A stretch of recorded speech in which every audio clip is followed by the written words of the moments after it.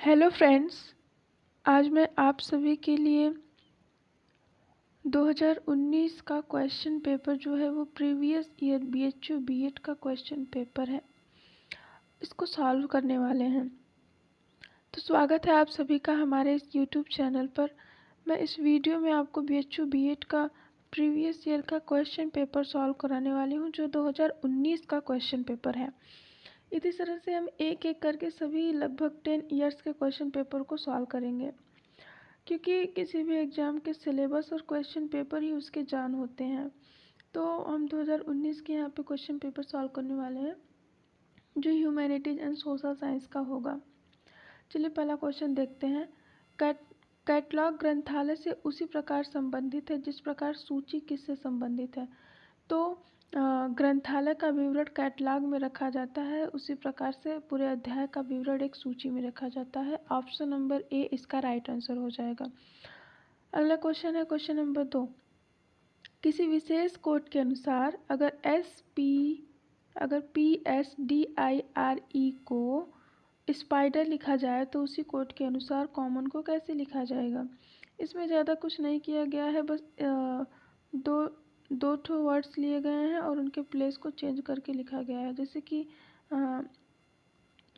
कि एस और पी है तो इनके प्लेस को चेंज करके एस और पी लिखा गया है। पी और एस के प्लेस को चेंज करके एस पी, डी आई के चेंज करके आई डी, इसी तरह से आर ई को चेंज करके ई आर हो जाएगा। यही किया गया है पे, तो हम कॉमन को भी ऐसे ही कर लेंगे।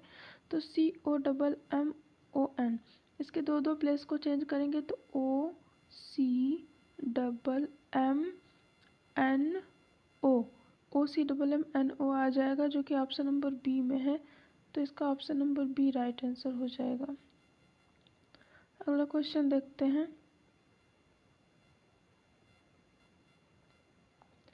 49 छात्रों की कक्षा में नितिन का स्थान शीर्ष से 18वां है, नीचे से उसका स्थान क्या होगा। कहा है कि 49 छात्रों की एक कक्षा में नितिन का स्थान शीर्ष से 18वां, तो 49 में से पूरा 18 माइनस कर देंगे तो आ जाएगा 31, चूँकि 18वां स्थान है और हमने 49 में से पूरा 18 माइनस कर दिया है, तो हम +1 कर देंगे तो नितिन का स्थान जो है वो 32वां आ जाएगा। ऑप्शन नंबर डी इसका राइट आंसर हो जाएगा। 49 छात्रों की कक्षा में नितिन का स्थान जो है वो शीर्ष से 32वां है। अगला क्वेश्चन देखते हैं क्वेश्चन नंबर 4।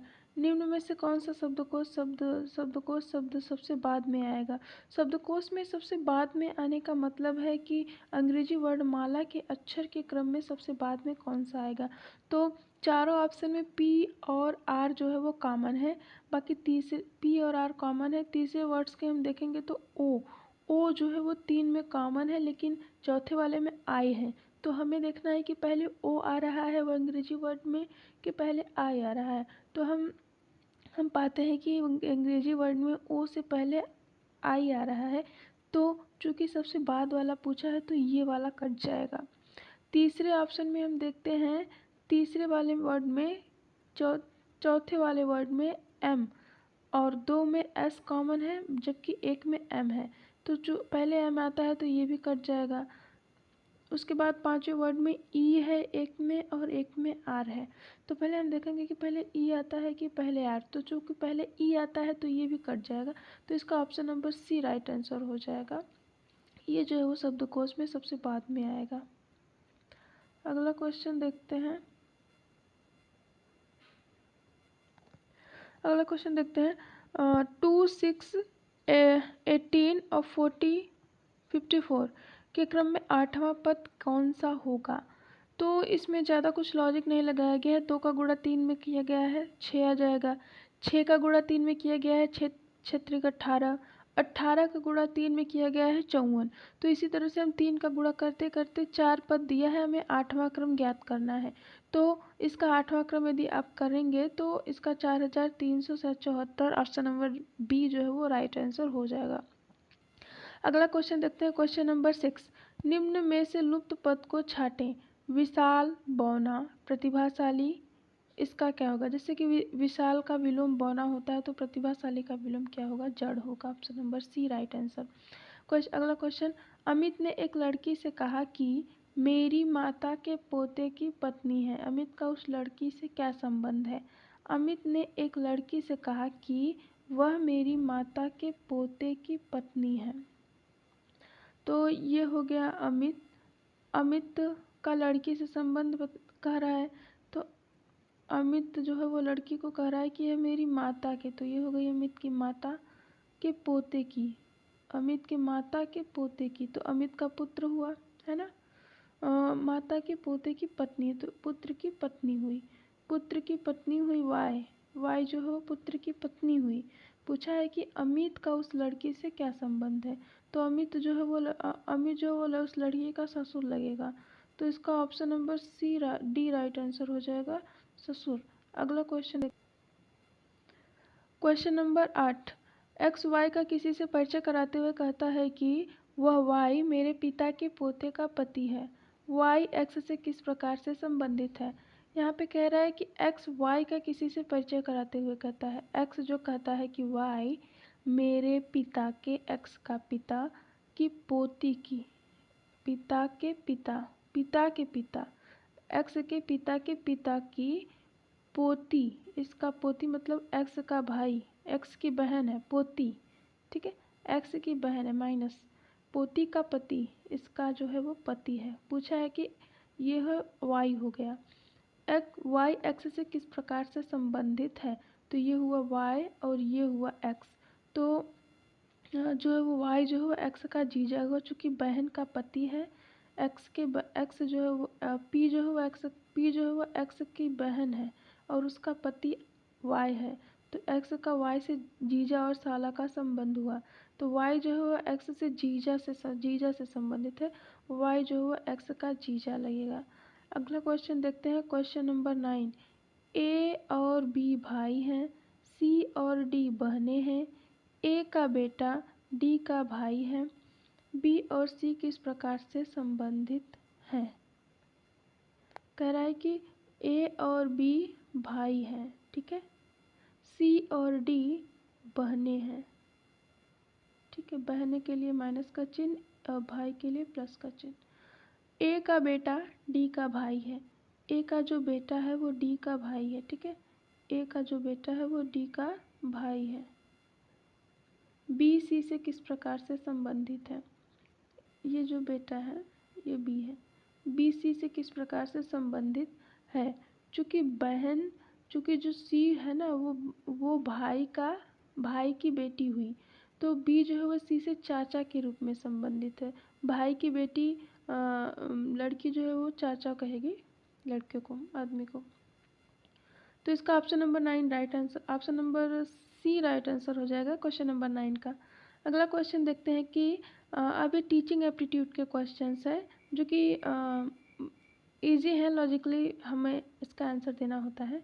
अगला क्वेश्चन देखते हैं, कक्षा में अनुशासन को प्रभावशाली तरीके से अनुरक्षित किया जा सकता है। अनुशासनहीनता के कारणों को कठोरता से निपटाना नहीं। कक्षा में जो है अनुशासनहीनता को प्रभावशाली तरीके से जो है छात्रों को उचित उनकी रुचि के अनुसार कार्यक्रम प्रदान करके हम अनुरक्षित कर सकते हैं। अगला क्वेश्चन है, व्याख्या देते समय कक्षा में कुछ अशांति होने पर शिक्षक को क्या करना चाहिए? तो शिक्षक को थोड़ी देर शांत हो जाना चाहिए और फिर आगे बढ़ना चाहिए। आप चाहें तो वीडियो को पॉज करके चारों ऑप्शंस पढ़ करके फिर आंसर दीजिए। यदि हम चारों ऑप्शंस पढ़ने लगेंगे तो वीडियो बहुत लंबा हो जाएगा, इसीलिए हम चारों ऑप्शन नहीं पढ़ेंगे। अगला क्वेश्चन देखते हैं, संज्ञानात्मक ज्ञान क्षेत्र में अधिगम का निम्नतम स्तर क्या है? तो ज्ञान है। संज्ञानात्मक ज्ञान क्षेत्र में अधिगम का निम्नतम स्तर ज्ञान है। NIEP का मुख्य रूप से किससे संबंधित है? शैक्षिक अभ्यास से, शैक्षिक पर्यवेक्षण से, शैक्षिक योजना एवं प्रशासन से, शैक्षिक मापन से। तो NIEP जो है वो शैक्षिक योजना एवं प्रशासन से संबंधित है। NIEP के बारे में हम थोड़ा सा बताना चाहेंगे आपको। जो NIEP है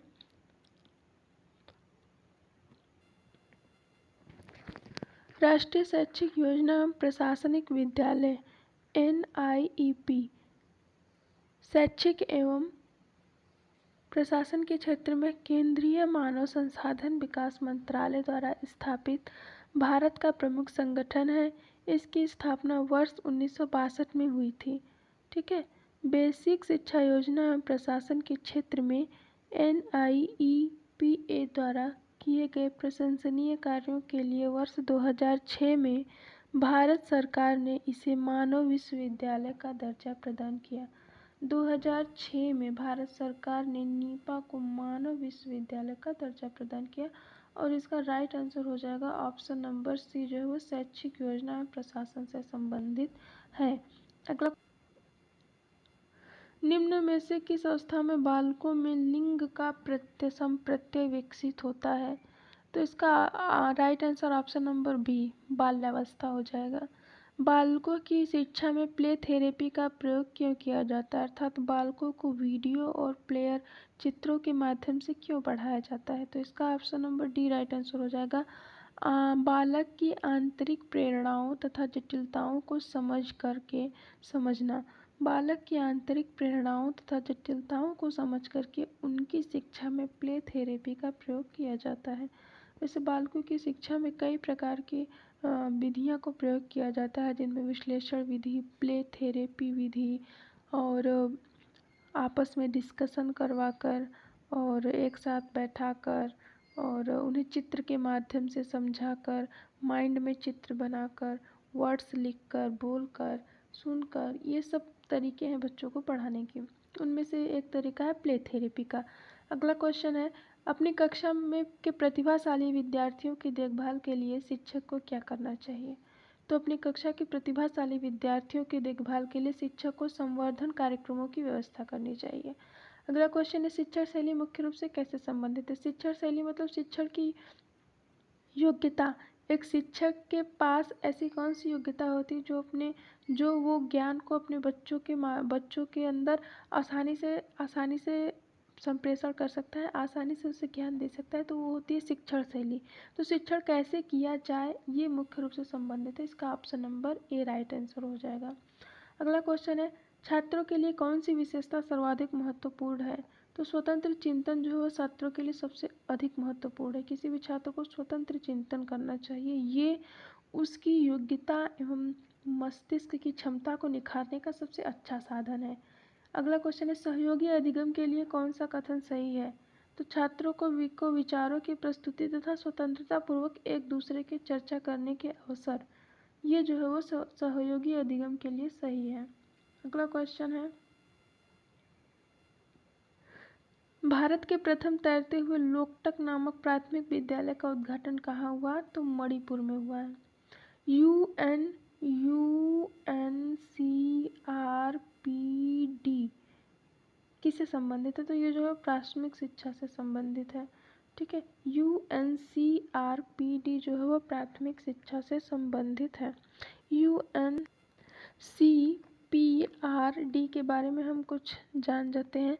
ये जो विकलांग व्यक्तियों के लिए शिक्षा की व्यवस्था करता है, विकलांग व्यक्तियों के लिए अंतर्राष्ट्रीय शिक्षा की व्यवस्था करता है UNCRPD।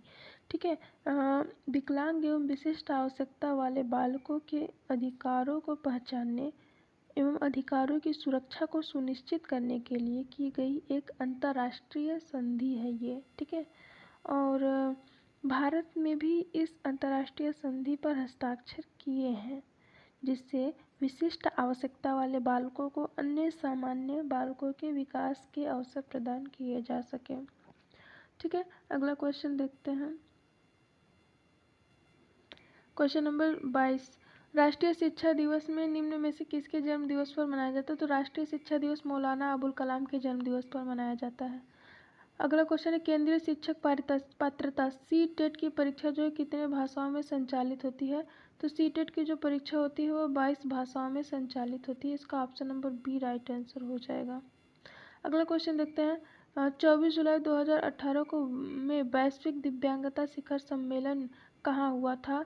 तो 24 जुलाई 2018 में वैश्विक दिव्यांगता शिखर सम्मेलन जो है वो लंदन में हुआ था।